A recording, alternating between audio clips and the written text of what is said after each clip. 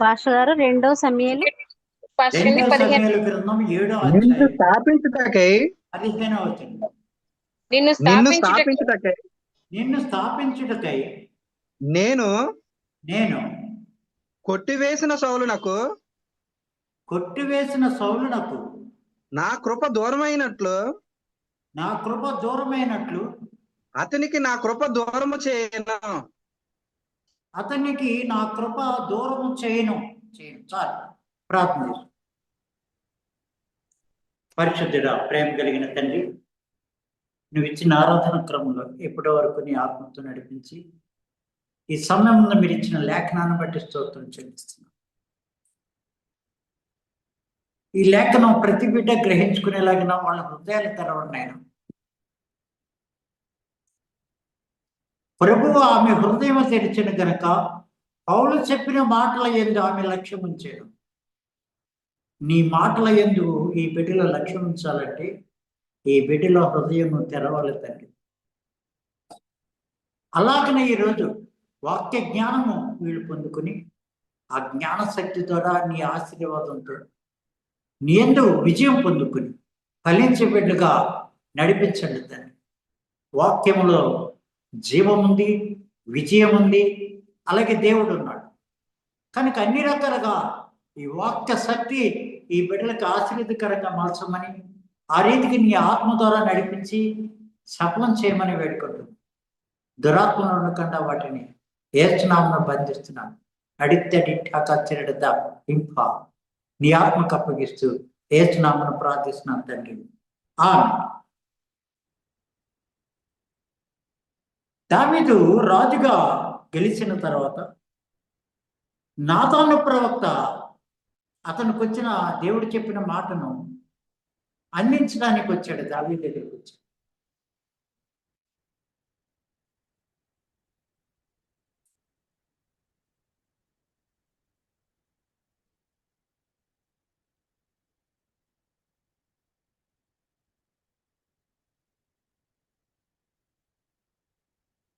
అలా వచ్చిన నాతాను ప్రవక్త దావీదుకి చెప్తున్న ముఖ్యమైన విషయం ఏంటంటే, దేవుడు నిన్ను నీ కుటుంబాన్ని ఆశీర్వదించబోతున్నాడు అని చెప్పాడు. అంతేకాకుండా నీ కుమారుల్లో పుట్టిన వాళ్ళే ఇశ్రాయేలు ప్రజల మీద రాజుగా ఉంటారు. అలాగిన వాళ్ళ ద్వారా కృప అనేది సింహాసనాన్ని నేను స్థాపిస్తాను అని చెప్పాడు. తరతరాలుగా నిత్యమైన కట్టడిగా ఉంటుందండి. అంతకు మించి దావీదు దేవుడు ఆలయాన్ని కట్టడానికి దేవుడు ఒప్పుకోలేదు. అనేక యుద్ధాలు చేసి రక్తాన్ని ఒలికించాడు కనుక నువ్వు కాకుండా నీ కుమారుడితో నేను ఆలయం కట్టిస్తాను అని చెప్పాడు. అది ఎవరి గురించి చెప్పాడంటే సొలొమోను రాజు గురించి చెప్పాడు. అలా చెప్పినప్పుడు ఒక ప్రత్యేకమైన మాట ఇక్కడ మాట్లాడతాం. ఆ ప్రత్యేకమైన మాట వివరంగా విపులంగా మీకు అర్థమైంది వచ్చింది. అదేమిటంటే, నిన్ను స్థాపించుటకై నేను కొట్టివేసిన సౌలునకు నా కృప దూరమైనట్టు. అంటే దావీదును దేవుడు స్థాపించడానికి, ఎందులో స్థాపించడానికి? కృపలో స్థాపించడానికి. దేవుడు ఏం చేసినట్ట? సౌలుకి కృపను దూరం చేసి కొట్టివేసాడు. అర్థమవుతుందా ప్రియులరా? దేవుడు నిన్ను ప్రత్యేకంగా ప్రేమిస్తున్నాడు అని అర్థం చేసుకుంటానికి ఈ మాట చాలా గొప్పది. ఎలాగంటే, సౌలు అనేవాడు మొట్టమొదటికి ఇశ్రాయేలు ప్రజలుగా రాజు ఉన్నాడు. ఆ సౌలుకి కొడుకులు ఉన్నారు, వంశం ఉంది. అయితే వాళ్ళు రాజులు అవ్వాలి. అతను చనిపోయిన తర్వాత ఆ కొడుకులు రాజులు అవ్వాలి, వాళ్ళ వంశం వాళ్ళు రాజులు. సౌలుకి అవకాశం ఇవ్వకుండా అంతటితోనే సౌలును కొట్టి. ఎందుకు సౌలును కొట్టివేశాడట? దావీదును కృపలో స్థాపించడానికి. ఆ సౌలుకి ఏం దూరం చేశాడంటే కృపను దూరం చేసి సౌలును కొట్టివేశాడు. అంటే దేవుడు నేను ప్రత్యేకంగా ప్రేమిస్తున్నాడు. అని అర్థమైంది కదా. అలాగనే నీ కొడుకు కూడా, నీ కొడుకు కానీ ఆ కొడుకు కానీ ఒకవేళ తప్పులు చేస్తే ఏదో మామూలుగా శిక్షిస్తానేమో కానీ వాళ్ళకి నా కృప దూరం చేయడం, వాళ్ళ రాజులుగానే జీవిస్తాం, వాళ్ళ రాజ్యం స్థిరపరుస్తాం. ఆయన కూడా వాగ్దానం ఇచ్చారు. ఇందులో మనం నేర్చుకోవాల్సిన ఏంటంటే సౌలు ఎందుకు కృపను కోల్పోయాడు, దావీదు కృపలో ఎందుకు స్థిరపడ్డాడు. ఇది తెలుసుకుంటే మనం కృపలో ఉన్నామా లేదా అనేది అర్థమైపోద్ది కదా. కృపే కదా ఆశీర్వాదం. సౌలు ఎక్కడ కృపను కోల్పోయాడంటే ఫిలిస్తీన్ల మీద యుద్ధానికి వెళ్ళాడు. ఇజ్రాయెల్ ప్రజలు 2 లక్షల సైన్యంతో వెళ్ళాడు. గిల్గాలు దగ్గర ఆగాడు. అవతల వైపు ఫిలిస్తీన్లు ఉన్నారు, ఇతల వైపు ఇజ్రాయెల్ ప్రజలు. అంతకుముందే సమూయేలు ప్రవక్త సౌలుతో ఏం చెప్పాడంటే, గిల్గాలులో నేను వచ్చే వరకు 7 రోజులు ఆగాలి. 7 రోజుల వరకు ఆగకుండా నీ మట్టుకు నువ్వు యుద్ధానికి వెళ్ళిపోకూడదు అని చెప్పి. ఆ మాటను బట్టి సౌలు అక్కడ 7 రోజులు ఆ యుద్ధ భూమిలో ఉండిపోయాడు. ఎవరైనా సరే యుద్ధ భూమిలో అలాగుంటే శత్రువులు ఈ అవతల వ్యక్తులు జడు భయపడుతున్నారని అర్థం చేసుకుని దాడి చేసేస్తారు. అలాగే జరిగింది. ఎలా జరిగిందంటే సౌలుతో పాటు 2 లక్షల మంది వచ్చారు కదా. సౌలు అలా ఆగిపోవటం వల్లని సౌలు భయపడుతున్నాడు. ఇలా భయపడుతున్న తరుణంలో ఇతనితో యుద్ధానికి వెళ్తే మన ప్రాణాలు కోల్పోతామని భయపడి అందరూ వెళ్ళిపోయి కేవలం 600 మంది మిగిలింది. 600 మంది. అలాగే 7 రోజులు అయిపోయింది. 7 రోజులు అయిపోయినా సరే సమూయేలు ప్రవక్త రాలేదు. రాకపోతే ఈ సౌలు ఏం చేశాడంటే తనే దహన బలులు అర్పించేసి యుద్ధానికి వెళ్ళడానికి సిద్ధమై, యుద్ధానికి వెళ్ళే ముందు దహన బలులు అర్పిస్తాడు. అలాగా దహన బలులు అర్పించేసి యుద్ధానికి సిద్ధమైపోయాడు. అప్పుడు వచ్చాడు సమయం. నువ్వు చేసినది ఏమిటి? నువ్వు రావటం ఆలస్యం, నా దగ్గర ఉన్న వాళ్ళు చెదిరిపోవటంలో భయపడి నేనే ఆ దహన బలులు అర్పించేసాను అన్నాడు. చెప్పిన మాట వినలేదు కనుక నీవు ఈ రోజున చేసిన ఈ పనిని బట్టి నీకు మారుగా దేవుడు ఇంకొక వ్యక్తిని ఇజ్రాయెల్ ప్రజలకు రాజుగా ఎంచుకుంటాడు. ఈ సమూయేలు ప్రవక్తే ఈ సౌలును అభిషేకించి రాజుగా నిలబెట్టాడు దేవుడు చెప్పిన మాటను బట్టి. అదే సమూయేలు ప్రవక్త ఇక్కడ సౌలు చేసిన పనికి ఏమంటున్నాడంటే, నీవు రాజ్యాన్ని కోల్పోతావు, నీ దేవుడు నేను ఇంకా తృణీకరించేసి నీకు బదులుగా వేరొక వ్యక్తిని ఇజ్రాయెల్ ప్రజలకి రాజుగా చేస్తాడు అని చెప్పి అక్కడి నుంచి వెళ్ళి అదిగో ఆ రోజు అతనికి కోపతో అలా చెప్పినప్పుడు అతను చేసిన తప్పేంటంటే ఇజ్రాయెల్ ప్రజలకి ధర్మశాస్త్రం ఉంది కదా. ఆ ధర్మశాస్త్రంలో ఈ దహన బలి ఎవరు చేయాలంటే యాజకులే చేయాలి. ఎవరు పడితే వాళ్ళు దహన బలి చేసేవాడు. యాజకులు ఎవరంటే అహరోను సంతానం. అక్కడ సాయం చేసడానికి లేవీలు ఉండాలి, వాళ్ళకే ఆవస్తాయి. కానీ సౌలు బెన్యామీను గోత్రంలో ఉన్నవాడు. అటువంటిప్పుడు ఎందుకు దహన బలి అర్పించేసాడు? అలా తొందరపడ్డాడు. ఎందుకు తొందరపడ్డాడు? అలా తొందరపడిన కారణంగా దేవుడిచ్చిన ధర్మశాస్త్రాన్ని అతిక్రమించాడు కదా. అలాగ చేసిన తప్పును బట్టి అక్కడ సౌలు దేవుడి చేత తృణీకరించబడ్డాడు. ఆ రోజు అతనికి ఇంకా ఓటమి ప్రారంభమయ్యి ప్రతి పరిస్థితిలోనూ సౌలుకు బదులు దావీదే హెచ్చించబడుతుంది. ఆ తర్వాతే దావీదుని దేవుడు సమూయేలు ప్రవక్త ద్వారా అభిషేకింపచేసిన రీతిలో అన్ని విషయాల్లోనూ సౌలు మీద దావీదు దేవుడు హెచ్చిస్తుంటే గొప్పగా అభివృద్ధి చెంది ఆఖరికి సౌలు చనిపోయాడు, దావీదు రాజు అయిపోయాడు. ఈ చరిత్ర మనకు తెలుసు కదా. ఇక్కడ సమస్య ఏంటంటే ఈ సౌలు చేసిన ధర్మశాస్త్ర సంబంధమైన తప్పు దావీదు కూడా చేశాడు. దావీదు కూడా చేశాడు. ఎలా చేశాడంటే, అతడు అబీమెలెకు అనే ఒక ప్రవక్త దగ్గరికి వెళ్ళాడు. ఆ ప్రవక్త దగ్గరికి వెళ్ళినప్పుడు అప్పటికే 3 రోజులు బట్టి ఆహారం లేదు. కారణం సౌలు తరుగుతున్న కారణంగా. ఇక్కడ తినడానికి ఏదైనా ఆహారం ఉందా అని అడిగాడు ఆ ప్రవక్త. సముఖపు రొట్టెలు ఉన్నాయి అని చెప్పి. దేవాలయంలో సముఖపు రొట్టెలు ఉంటాయి. ఎవరు తింటారంటే యాజకులే తింటారు. యాజకులు తప్ప ఇంకెవరు తినరు. ఆ రొట్టెలు నాకు ఇవి, నేను తింటాను, ఆకలేస్తుంది, ఆకలి తట్టుకోలేకపోతున్నా అని చెప్పి ఆ సముఖపు రొట్టెలను దావీదు తినేసి, అలా తినేసిన తీరులో అతను ధర్మశాస్త్ర ప్రకారము దేవుని ఆజ్ఞను అతిక్రమించినట్టే కదా. యాజకులు తప్ప ఎవరు తినకూడని ఆ సముఖపు రొట్టెలను ఆకలితో ఉన్న దావీదు అక్కడ తినేశాడు. ఇప్పుడు సౌలు చేసిన ఒక్క తప్పును బట్టి దేవుడి చేత అతను తృణీకరించబడ్డాడు కదా.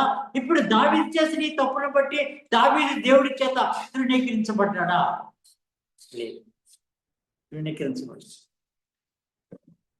ఒకసారి ఫిలిష్తీయుల మీద యుద్ధానికి వెళ్తున్నాడు. సౌలు ఈ యొక్క దావీదుని తరిమే రీతిలోనే ఆలోచిస్తున్నాడు, కానీ ఆ ఫిలిష్తీయుల మీదకి యుద్ధానికి వెళ్తాడు.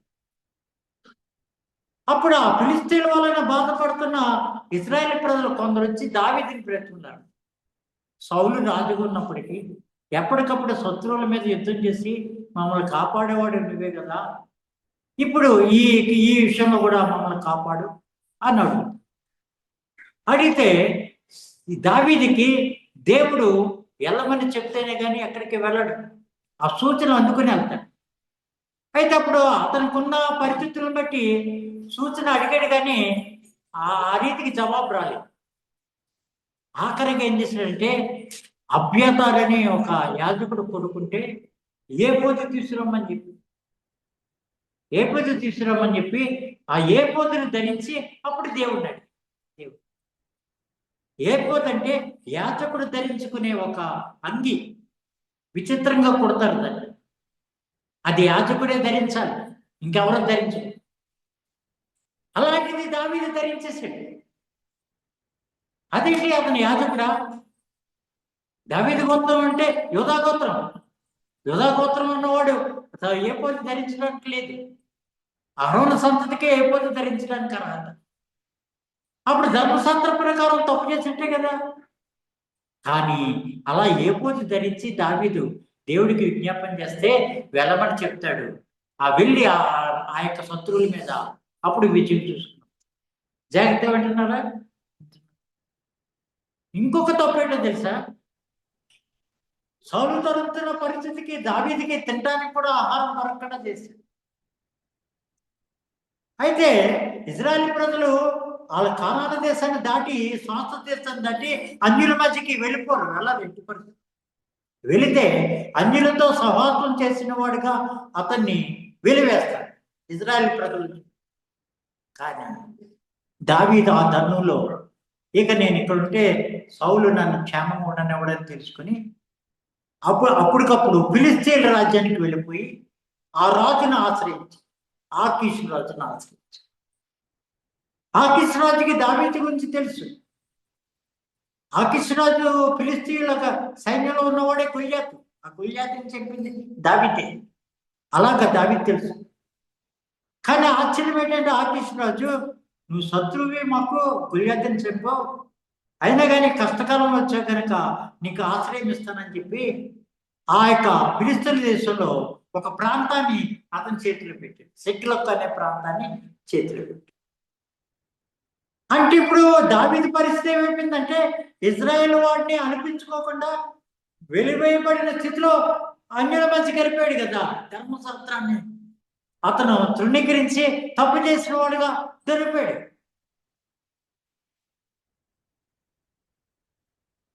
దొరికిపోయిన వాడు మరలా సౌలు చచ్చిపోయిన తర్వాత దావీదుని ఇశ్రాయేలు ప్రజలు రాజుగా చేసుకున్నారు. ఆశ్చర్యం. జాగ్రత్తగా వినండి ప్రియులారా. సౌలు సమూయేలు ప్రవక్త లేకుండా ఆ దహన బలులు అర్పించేసిన కారణంగా దేవుడి చేత తృణీకరించబడిపోయాడు. మరి దావీదు ధర్మశాస్త్ర ప్రకారం జీవిస్తున్నాడంటే ఇప్పటికి నేను మూడు రకాల తప్పులు చూపించాను. ధర్మశాస్త్ర ప్రకారం తప్పు చేశాడు. అయినప్పటికీ ఆ దావీదు విజయమే పొందుతున్నాడు, కానీ అది తప్పుగా అతనికి ఎంచబడతలేదండి. మరి సౌలు ఎలాంటి తప్పు చేశాడు కదా, దేవుడి చేత తృణీకరించబడ్డాడు. మరి దావీదు చేసిన తప్పులు కూడా చెప్తున్నాను కదా. ఆ సొంకం రొట్టెలు తినకూడదు, తప్పు. ఏ పొద్దు ధరించుకోకూడదు. ఇప్పుడు అంజుల మధ్య కలిపి అలా నివాసం చేయకూడదు.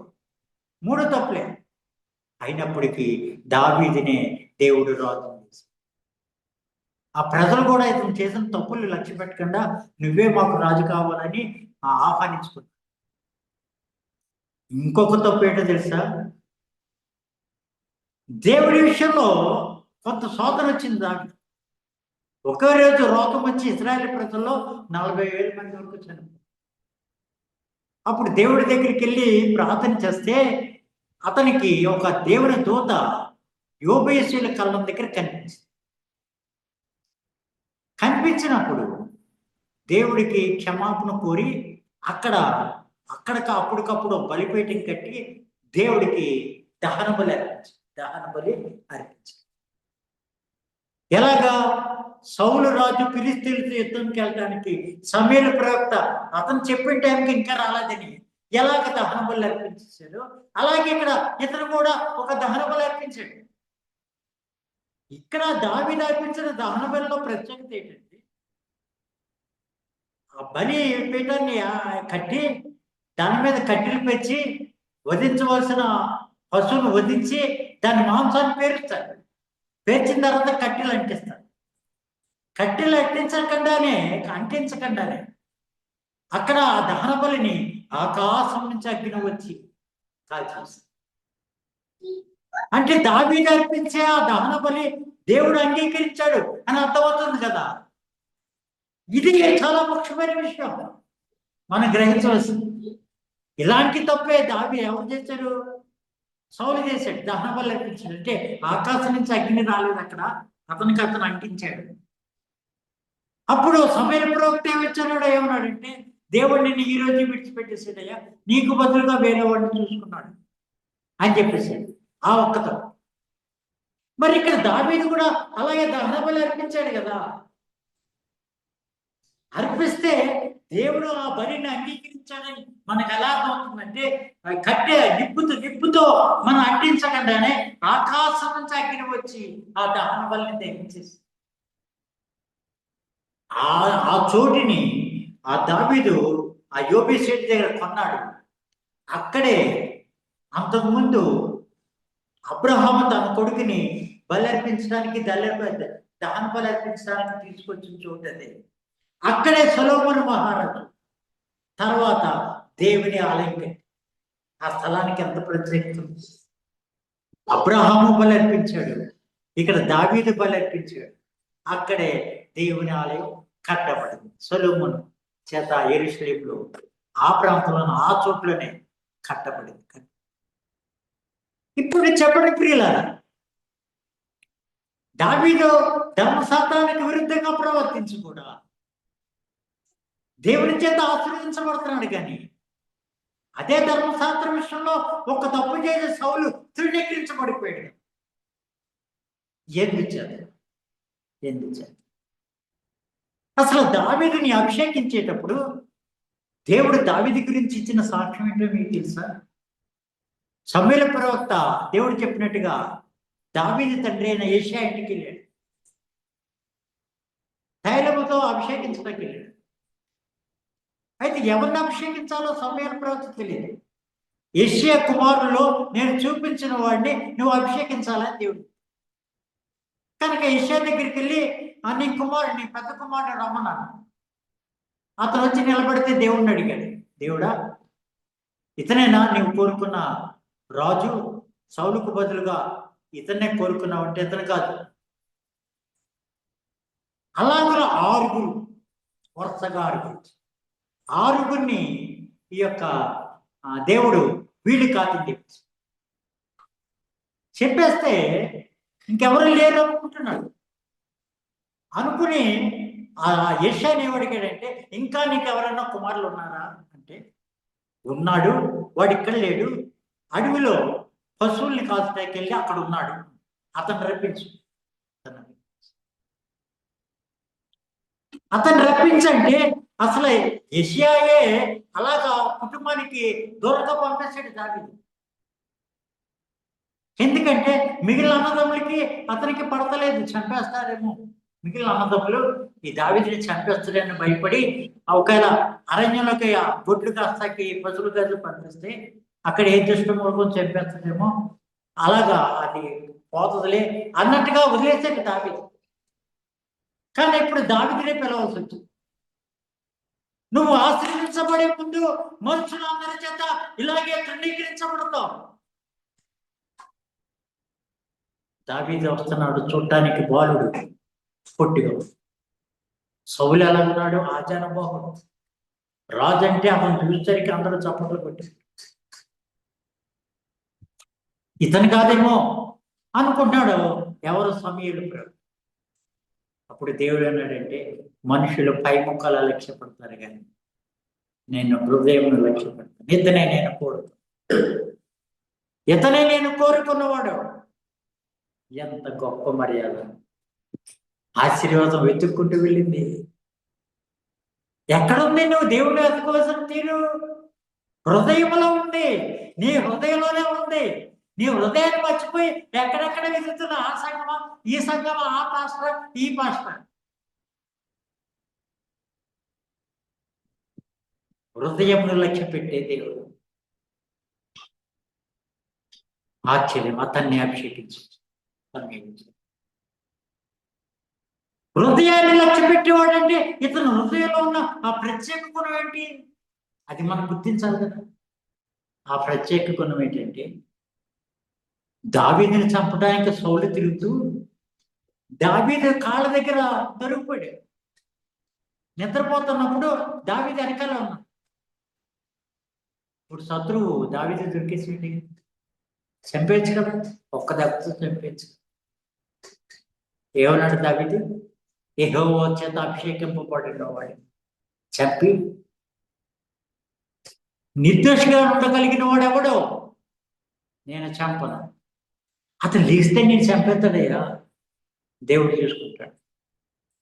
కానీ నేను శత్రువు దొరికిన చంప. సౌలు మేలుకుని ఈ విషయం తెలుసుకునే ఉంటాడంటే, ఎవరి చేతికన్నా ఒక శత్రువు దొరికితే చంపకుండా విడిచిపెట్టేస్తాడా?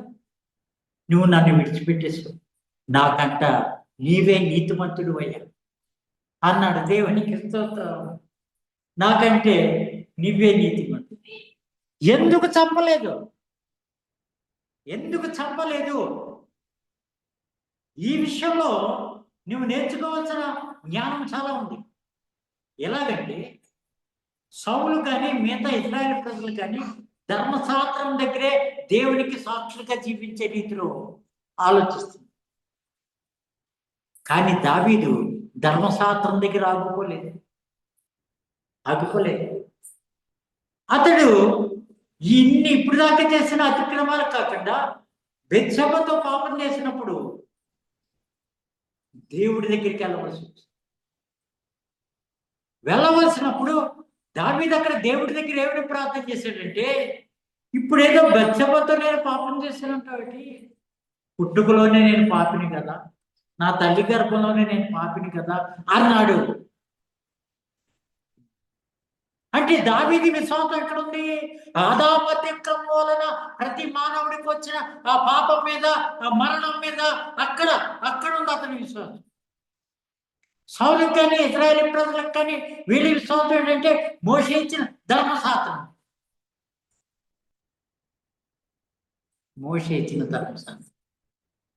కనుకనే దావీదు అక్కడ పుట్టుక పాపం దగ్గర దేవుడి దగ్గర విశ్వాసం ఇచ్చిన రీతికి, అది క్రీస్తు మూలంగా నువ్వు చేయని పాపం ఇప్పుడు నీతో పాపం చేసింది కనుక నువ్వు చేయని పాపానికి నేను యేసు రక్తం ద్వారా క్షమాపణ నుంచి నీకు కృప అందిస్తున్నానని అప్పుడే దావీదుకి ఆ కృప అందించాడు కనుక అక్కడ పాపం చేయించింది కానీ నేను చేయలేదన్న ఒక మాట వలన ఇతడు ధర్మశాస్త్ర ప్రకారం తప్పులు చేసినప్పటికీ కృప ఇతన్ని విడిచిపెట్టి పోలేదు. కృప ఇతన్ని విడిచిపెట్టి కృప విడిచిపెట్టిపో. ఇప్పుడు నీకు మరణం అర్థమైందా?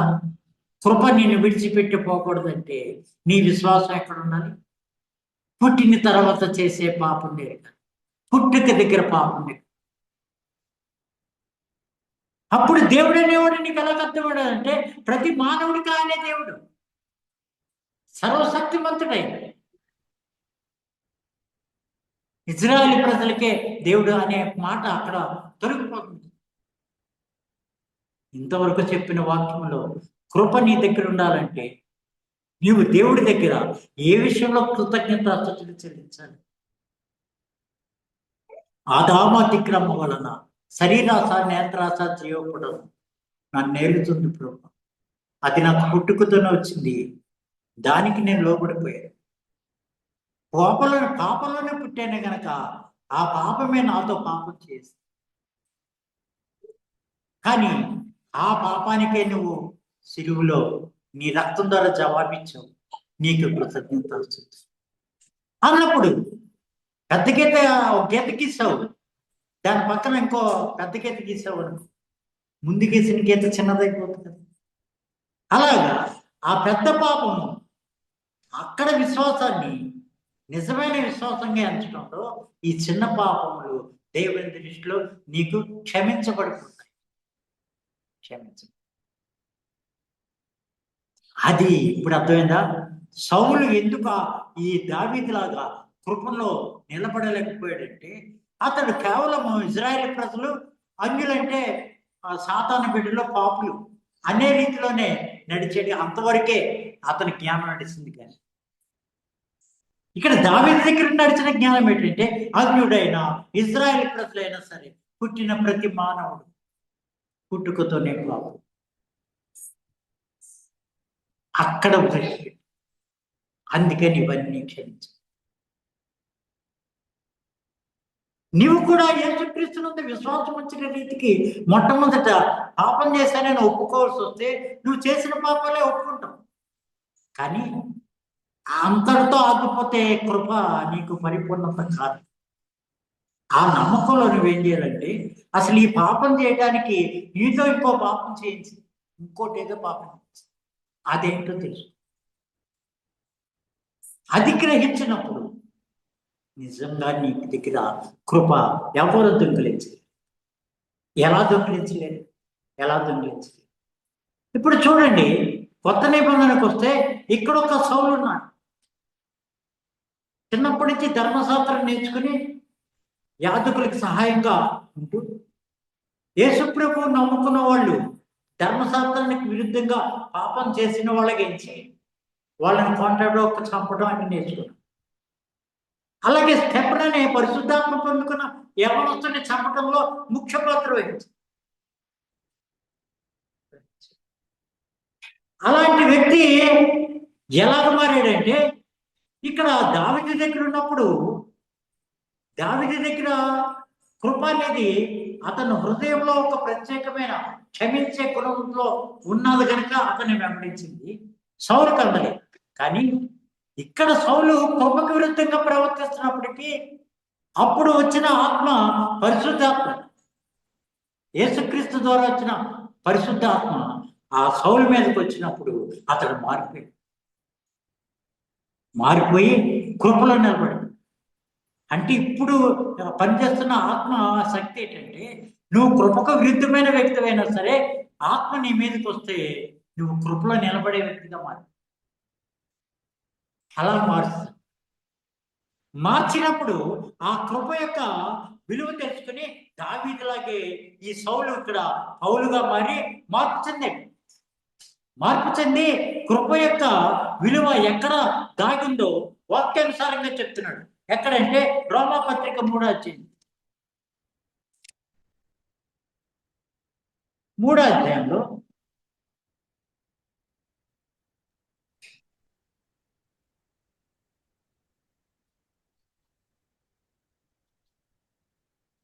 25 నిమిషం 28 పాస్టర్ అండి. ఆ, కాగా కాగా ధర్మశాస్త్ర సంబంధమైన క్రియలు లేకుండా ధర్మశాస్త్ర సంబంధమైన క్రియలు లేకుండా విశ్వాసం వల్లనే విశ్వాసం వల్లనే మనుషులు నీతిమంతులుగా తీర్చబడుచున్నారని మనుషులు నీతిమంతులుగా తీర్చబడుతున్నారని ఎంచుచున్నాము. ఎంచుచున్నారు.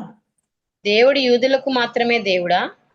దేవుడు యూదులకు మాత్రమే దేవుడా? అన్ని జనులకు దేవుడు కాడా? అన్యజనులకు దేవుడు కాడా? అవును, అన్ని జనులకును అన్యజనులకు దేవుడే. దేవుడు ఒక్కడే గనుక దేవుడు ఒక్కడే గనుక ఆయన సున్నతి గల వారిని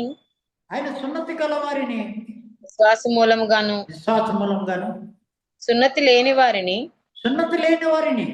విశ్వాసము ద్వారాను నీతిమంతులుగా తీర్చును. విశ్వాసము ద్వారా ధర్మశాస్త్రము నిరర్ధకము చేయుచున్నామా? అట్లనరాదు. ధర్మశాస్త్రం స్థిరపరచుచున్నాము. జాగ్రత్తగా విన్నాను. దేవుడు ఒక్కడే. యూదులకి విశ్వాస మూలంగా యేసుక్రీస్తు దేవుడిగా దొరికాడు. ఎంచేత ధర్మశాస్త్రం బట్టి వాళ్ళు పరిపూర్ణులు కాదు. యూదులు కానీ అన్యులు ఉన్నారు. అంటే మనకి ధర్మశాస్త్రం లేకపోయినప్పటికీ పాపులుగా ఎంచబడతాం. అయితే ఇక్కడ కూడా మనం ఏ విశ్వాసం? పుట్టుక దగ్గర విశ్వాసం దగ్గర నుంచి యూదులకు కూడా పుట్టుక దగ్గర విశ్వాసం బట్టి ఏసు రక్తం కనబడుతుంది కనుక విశ్వాసం బట్టి నీతిమంతులుగా మాయించడం. అంటే ధర్మశాస్త్రం బట్టి తప్పు చేయొచ్చా? ధర్మశాస్త్రం నిరర్ధకం చేస్తున్నామా అని అంటే ఏమంటున్నాడంటే నిరర్ధకం చేయటం లేదు. అక్కడ మనం ఏం చేస్తున్నామంటే పుట్టిన దగ్గర పాపం వలన మనలో ఒక ప్రవర్తన వస్తుంది. ఎలాంటి ప్రవర్తన వస్తుందంటే సాటి మనిషిని పాపిగా క్షమిస్తుంది. నిన్ను వల్లే నీ పొరుగు వాడిని ప్రేమించడం అనే ఆజ్ఞ ద్వారా ధర్మశాస్త్రాన్ని కూడా మనం నెరవేర్చుతున్నాం అని చెప్పాడు. చూసారా? పుట్టుక దగ్గర పాపం దగ్గర ఆలోచించినప్పుడు సాటి సహోదరుడిని పాపే అనలేవు. ఏం చేస్తారంటే నువ్వు కూడా అదే పాపంలో నువ్వు పుట్టావు కదా. అదే ధర్మశాస్త్రం దగ్గర అయితే నువ్వు చేయని పని వాడు చేశాడు కనుక వాడు దుష్టుడు అని. మరి దుష్టుడు అనకపోతే తప్పు పట్టుకోకపోతే పాపం చేసినట్టుగా కదా అని అనుకుంటే అక్కడ దేవుడు ఏమంటున్నాడంటే నిన్ను వల్లే నీ పొరుగు వాడిని ప్రేమించు అన్న దగ్గర నువ్వు ధర్మశాస్త్రాన్ని కూడా పరిపూర్ణంగా పాటిస్తున్నట్టే అని చెప్పాడు దేవుడు. అంటే ఇప్పుడు ఈ యొక్క దావీదుకి పుట్టుక దగ్గర పాపం యొక్క విలువ అతని జీవితంలో కృపను ఎంత గొప్పగా కాపాడిందో, ఇప్పుడు ఇక్కడ కొత్త నిబంధనలో పౌలుగా మారి పుట్టుక దగ్గర విశ్వాసాన్ని బట్టి తన నీతిని కాపాడుకున్నాడు. అర్థమైంది కదా? పరిశుద్ధాత్మ పొందుకున్న రీతికి అతనిలో ఆ మార్పు వచ్చింది. ఇతరులాగే పరిశుద్ధాత్మ పొందుకున్న వ్యక్తి ఒక అతను ఉన్నాడు. అతను ఎవరంటే స్టెఫెను. అయితే ఆ స్టెఫెను చంపబడ్డాడు. ఇశ్రాయేలు ప్రజలు రాళ్లతో కొట్టి అతను చంపేసి అలా కొట్టి చంపబడటానికి అలాగ అతడు దేవుని ఆత్మ పొందుకొని మనం క్షేమంగా ఉండాలి. కానీ దేవుని ఆత్మ పొందుకున్నవాడు అలా చంపబడ్డాడంటే ఆత్మ పొందుకున్నవాడి దగ్గర ఏది వెళుతుంది? ఈ స్టెఫెను చంపబడటానికి అతని దగ్గర వెళుతుంది ఏమి వెళుతుందా అని ఆలోచిస్తే అపోస్తల కార్యం 7వ అధ్యాయం 7వ అధ్యాయంలో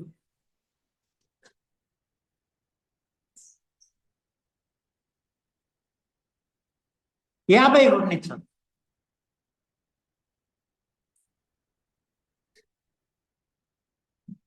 7:50 ముష్కరులారా హృదయములను చెవులను దేవుని వాక్యమునకు లోపరచని వారులారా, హృదయమును చెవులను దేవుని వాక్యమునకు లోపరచని వారులారా, మీ పితరుల వలె మీరును ఎల్లప్పుడూ పరిశుద్ధాత్మను ఎదిరించుచున్నారు. మీ పితరుల ప్రవక్తలలో ఎవరిని హింసింపకయుండిరి. ఆ నీతిమంతుని రాకను గూర్చి ముందు తెలిపిన వారిని చంపిరి.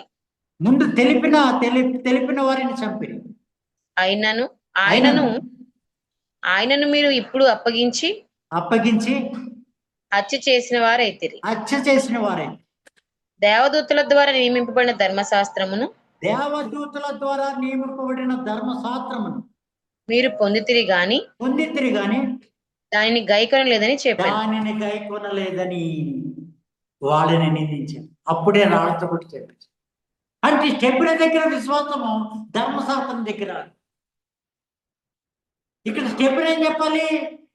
ధర్మశాస్త్రం పొందుకున్న ఇజ్రాయేల్ ప్రజలంతా ధర్మశాస్త్రమును బట్టి అతిక్రమాలు, తప్పులు ఎంచే యేసు ప్రభుకు సిలువ వేశారు. అయితే నీవు ఆలోచించుకోవాల్సింది ఏంటంటే, అబ్రహాముని ధర్మశాస్త్రం ఉందా? అంతకు మించి ఆదాము చేసిన పాపమే కదా ప్రతి మానవుడి మీద మరణాన్ని కలగచేస్తుంది. దానిని బట్టి చూస్తే నువ్వు ధర్మశాస్త్రమునకు లోబడిన వాడైనప్పటికీ పాపిగానే గుర్తించబడుతున్నావు కదా. దానికోసం యేసు రక్తం ఇలాగ జవాబిచ్చింది అని చెప్పడం అనేసి ధర్మశాస్త్రమును కైకొనని వారులారా అని ధర్మశాస్త్రం దగ్గర నీతిని బట్టి పరిశుద్ధాత్మ పొందుకున్నప్పటికీ వాళ్ళతో మాట్లాడిన కారణంగా వాళ్ళ చేత చంపబడ్డాడు. అంటే నువ్వు గుర్తించవలసింది, కృపకు మూలముగా ఆత్మను కోరుకున్న నీవు ధర్మశాస్త్రమే నీతి అనుకుంటే నువ్వు కూడా ఓడిపోతావు. అది ఎక్కడ జరుగుతుంది? ప్రభు బల్లలో రొట్టె విరిచేటప్పుడు జరుగుతుంది. ప్రభు బల్ల ఎందుకు తీసుకోవాలి? మన పాప క్షమాపణ నిమిత్తమే అని మనం అనుదినము తీసుకుంటాం. వాళ్ళు ఏం చేస్తున్నారు? ధర్మశాస్త్రమును బట్టి యోగ్యనే వాడే పాల్గొవాలి అని అన్నప్పుడు వాళ్ళ విశ్వాసం ధర్మశాస్త్రం దగ్గర అయిపోయింది కదా. స్టెప్ను ఎలా ఆగిపోయాడు అలాగా. కానీ పౌలులాగా పరిపూర్ణంగా చెప్పగలిగాడా? దేవుడు ఒక్కడే అన్న రీతికి చెప్పగలిగాడా? అంటే ఇప్పుడు ఇలాగా ధర్మశాస్త్రం మీద ఆధారపడి రొట్టె విరిచే మీద ఎంత ప్రమాదం పంచుకుని ఉంది. స్టెఫెనును అక్కడే రాళ్లతో కూడా చంపేశారు.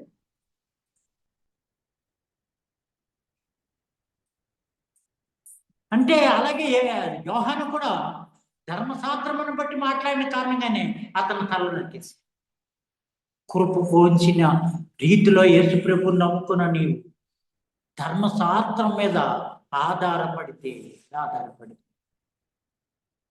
నీకెంత ప్రమాదం ఆలోచించు. ఆ ధర్మశాస్త్రం నీళ్ళు వచ్చింది. ధర్మశాస్త్రమే అన్యుల మధ్యకి వెళ్ళకండి అని చెప్పింది. పౌలు ఇప్పుడు అన్యుల మధ్యకి వచ్చాడు అంటే అతను ధర్మశాస్త్రాన్ని బట్టి చనిపోయాడు. చనిపోయి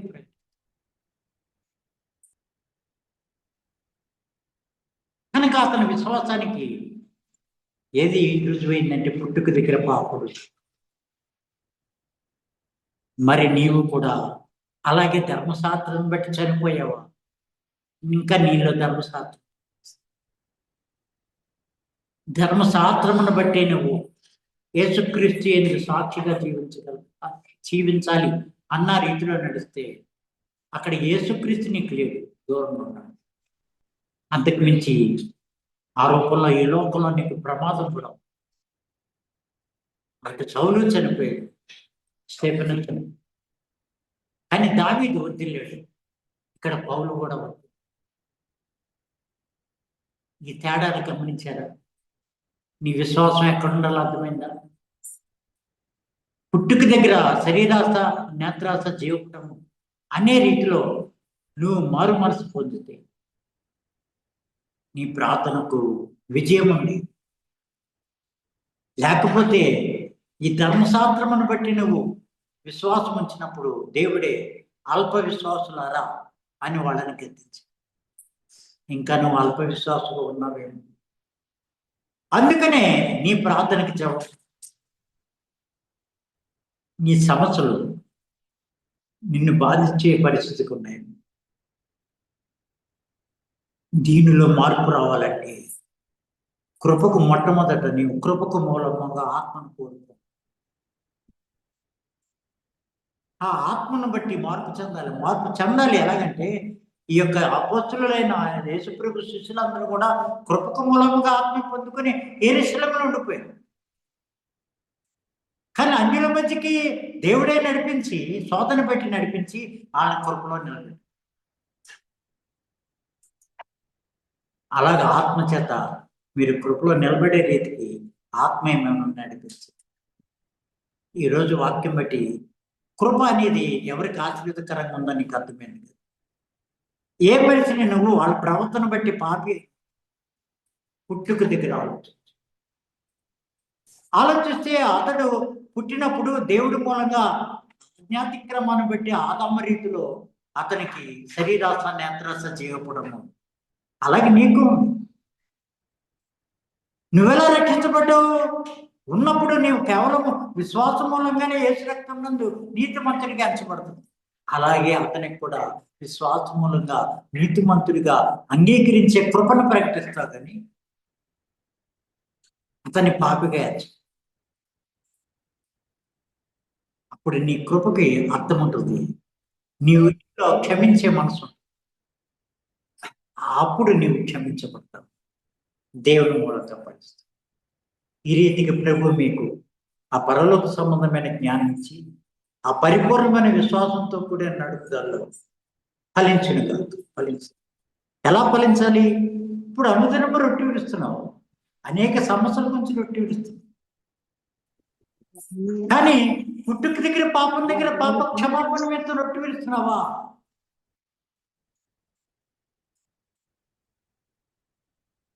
అది గుర్తు రావట్లేదు.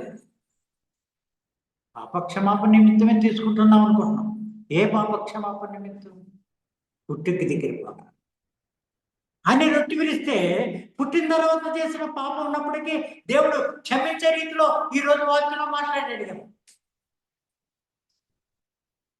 సౌలు కన్నా ఎక్కువ దావీదు ధర్మశాస్త్రాన్ని బట్టి అతిక్రమాలు చేసినప్పటికీ అతడు క్షమించబడ్డాడు. కారణం అతని నమ్మకం ఎక్కడుందంటే ఆదాము అతిక్రమం. ఆ మర్మాన్ని నువ్వు పట్టుకో. నీ ప్రార్థన ఫలిస్తుంది, నీ ప్రార్థన దేవుడు వింటాడు. నీ దగ్గర దేవుని కృప ఉంటుంది, ఆ కృప నిన్ను దేవుడు తన వెనుకడిలో ఈ కొద్ది మాటలో దీవించి ఆశీర్వదించును గాక. ఆమేన్.